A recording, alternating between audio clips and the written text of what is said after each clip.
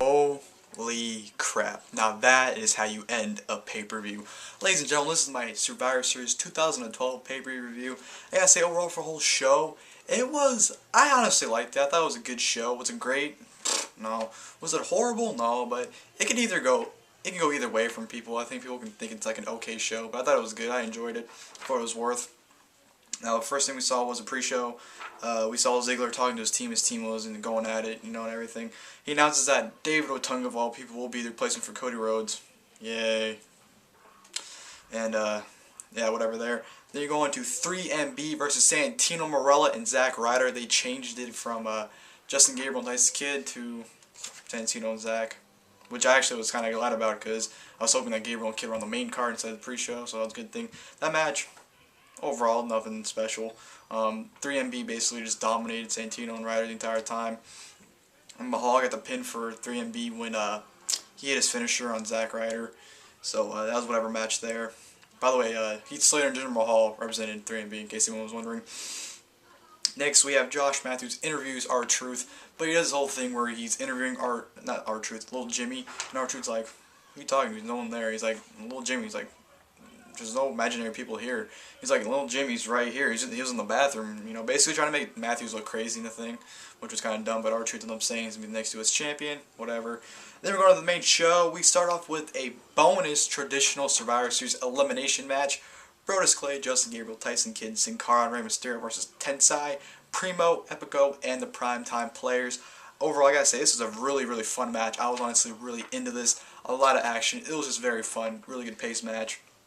First elimination occurred was Brodus Clay got eliminated by Tensai. Brodus Clay had a pretty bad botch on Tensai. When he tried to suplex him, he didn't even suplex him. He just like, I don't know, fucking like tried to spin him for like an F5 or something. It was really, really bad looking. But Tensai countered it by jumping and landing on Brodus Clay to 1, 2, 3 to eliminate Brodus Clay. And then Tensai was next eliminated when Justin Gabriel got in. Gabriel and Tensai got it. Tensai tried to pin him. Well, he did the, on Gabriel, but Gabriel did a roll-up. 1, 2, 3. Tensai's eliminated. The next guy to be eliminated was Titus O'Neil by, honestly, I don't remember how he got eliminated. Yeah, I just know Titus O'Neil got eliminated next. Honestly, I'm going blank how he got eliminated. Maybe I think it was a roll-up that he got eliminated by. But, yeah, I'm pretty sure it was a roll-up. So, roll-up there. Titus O'Neil's gone. Epico was eliminated next by Tyson Kidd again with a sharpshooter. Tapped out. Next guy was Primo by Rey Mysterio with a 619. I think it was 6-1. No. I think it was a roll-up, too. So, it might have been 3 roll-ups in that match. Wow. And then Darren Young was eliminated last by Rey Mysterio. Rey Mysterio did 619. Then Justin Gabriel did a springboard moonsault. Then Tyson Kidd did a springboard elbow. Then Sin Cara did a swanton bomb. Then Rey Mysterio. Wait. Yeah, and then Mysterio did the splash in 1, 2, 3. Darren Young is eliminated. So, almost everyone on that team was a sole survivor except for Brodus Clay. Brodus Clay is the only person that got eliminated from that team. So, like I said, really fun match. A lot of spots. It was really, really good. Next, we had Kaitlyn walking backstage ready for the match. She gets attacked by the person in the blonde wig, what happens to be Oksana, whatever. Eve comes to make sure she's okay. Kaitlyn pushes her down, says, "Are you okay, Eve?" Basically mocking her, whatever. Which leads to the Divas Championship match, Eve versus Kaitlyn. Match was whatever. Basically, you had Kaitlyn whip her ass the entire match, which I think people are expecting. Then at the end, Eve was trying to play the whole victim thing where, "Oh, I'm sorry, don't hurt me, blah, blah, blah." Kaitlyn's not buying her bowl. And then they're on the apron.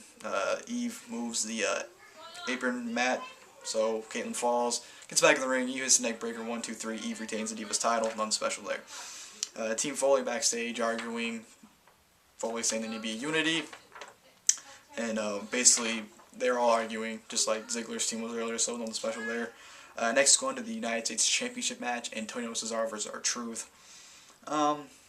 Whatever match. It was nothing. It was decent at best. He basically had Cesaro beat Truth down for the entire match again. Cesaro retains, gives him an uppercut. He didn't throw him up and get the uppercut, he just grabbed him. Boom. Neutralizer, 1, 2, 3. Cesaro retains. Next, they do a whole thing like who rocks and face at Royal Rumble is going to be Punk, Cena, Ryback. Then the whole tout thing was stupid. I don't know. That was lame there. show a video package recapping the AJ thing from Raw. And then you have AJ coming out saying she has evidence of basically Vicky doing the same thing that she was accused of doing, but, you know, basically trying to frame her. And AJ just shows a bunch of these horrible, horrible photoshopped pictures on the Tron of Vicky with JR, Brodus Clay, Ricardo Rodriguez. Horrible, horrendous job. And AJ tells Vicky that, hey, if you slap me, you're going to be fired. So we can't touch each other, basically, which is pretty dumb. Whatever segment there. Matthews interviews Paul Heyman. Heyman saying that the title reign will continue for 1 full year for tomorrow, and we'll see if that actually happens. World Heavyweight Championship match. Big Show versus Sheamus. Match was good. Was it good as their last match? I don't think so, but it was really, really close. A lot of action in it. Big Show. Sheamus actually did a sick electric chair to Big Show, which was awesome. It was pretty good back and forth. Probably one of Big Show's better matches ever. Not just in general, but ever. It was. That's really hard to say. Big Show had a great match, so that's probably one of his better matches in his career. Ending came when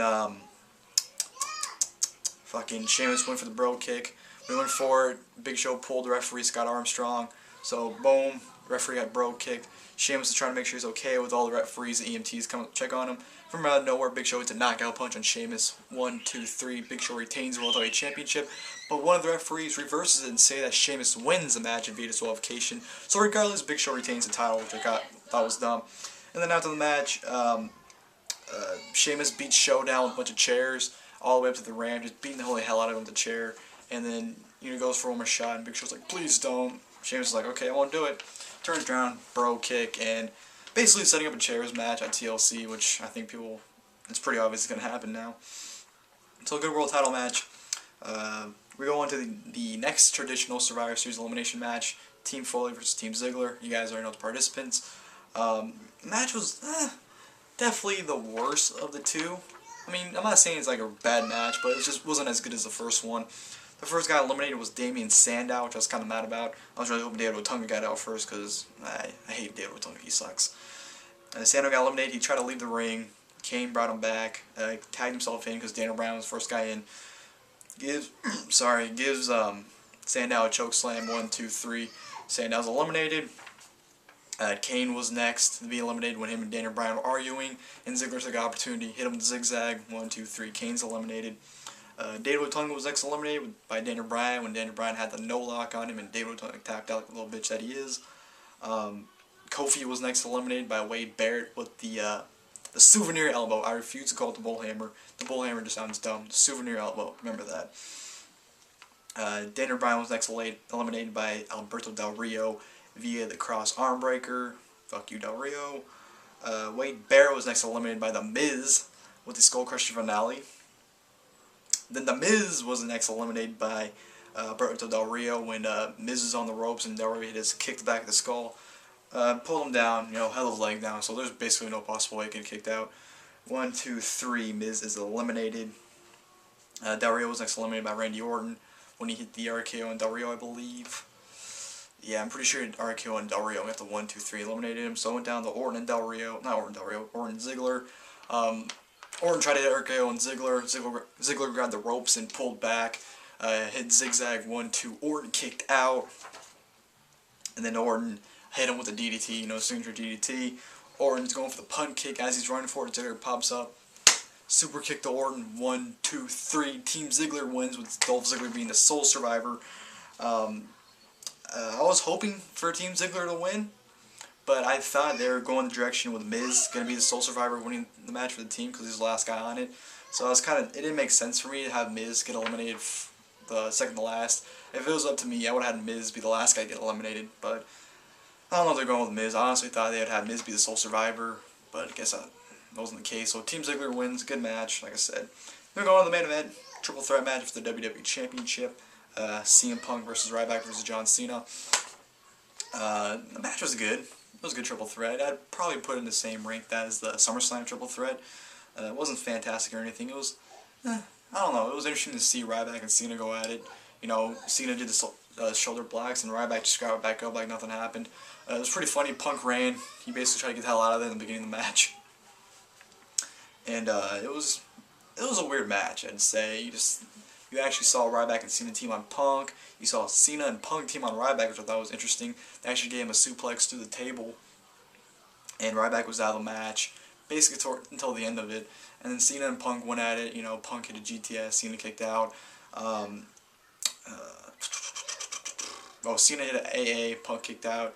And there was a sick spot where, this is early in the match, not recently. I forgot to mention this before I talked about Ryback getting suplex to the table. A cool thing where Cena had Ryback in the STF and Punk did the elbow from the top to break it up. That was pretty cool. But towards the end of the match, Cena puts Punk in the STF. Ryback he breaks it up, throws Cena out of the ring. Gives the huge meat-like clothesline. I don't know why I said meat hook clothesline for him, not JBL or Michael Cole or anything. I don't know why I said that. Does it the CM Punk. Gives him shell shock. Cena is like, hell no, I'm not letting this happen. Gives shell shock to John Cena. No, he gives shell shock to Punk, but Cena broke it up. He ended up getting shell shock to Cena. I'm getting confused myself doing this. Before Ryback goes for the pin, all of a sudden, 3 guys just rush into the ring. I'm like, I knew one guy immediately. Seth Rollins. I immediately saw him because of his hair. Because it's like black and yellow. Or black and blonde, I should say. So I immediately spotted him. I'm like, oh, Seth Rollins. Oh my god, oh my god, oh my god.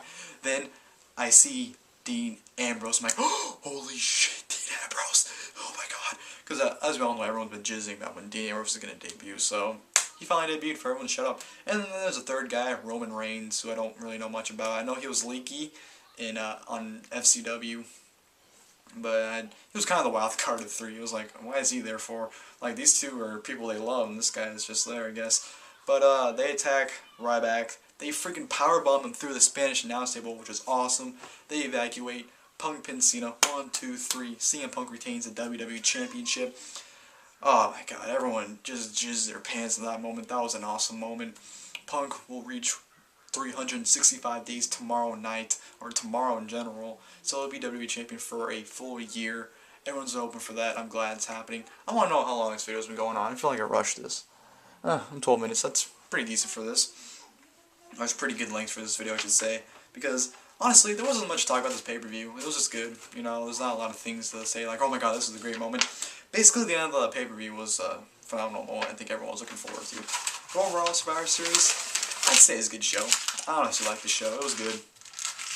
But, thank you for watching the video, and, I'll see you guys later, skaters. Here comes the pain.